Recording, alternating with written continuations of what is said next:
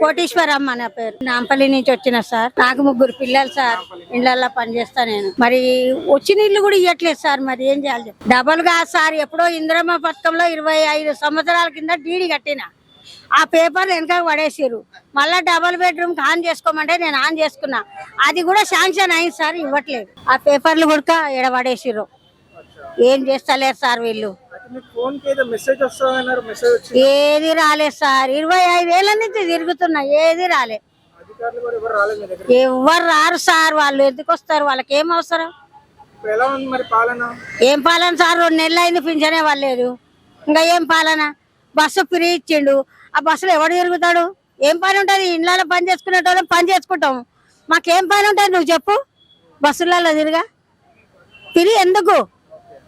అది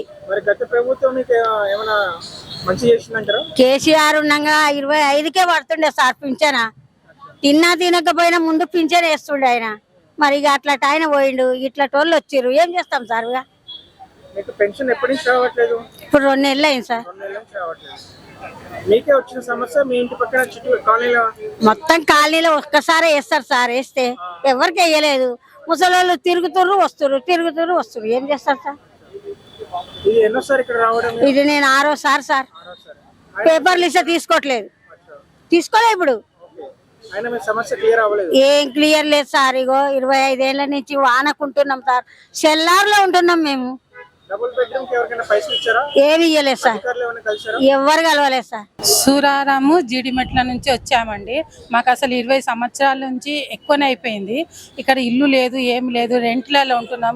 రెంట్ కిరాయి గిట్ట ఎక్కువ అయిపోతుంది. మా ఆయన తాగుడు మనిషి.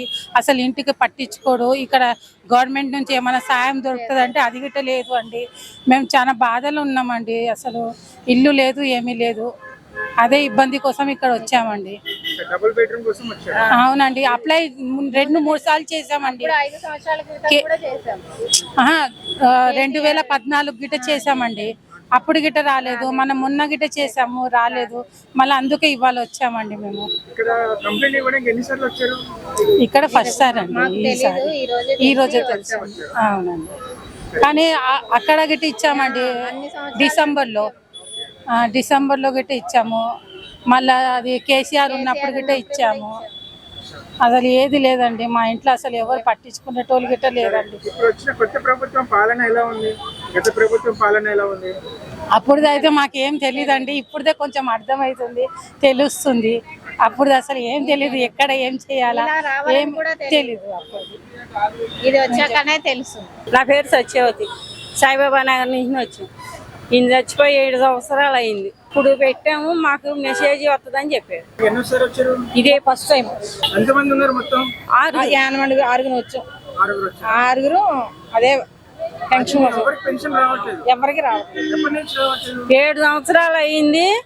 మీషాల్లో డబ్బులు పెట్టాము. అందుట్లోనూ రాలేదు. బయట 5-6 సార్లు పెట్టాము. ఇంత బట్టి రాలేదు.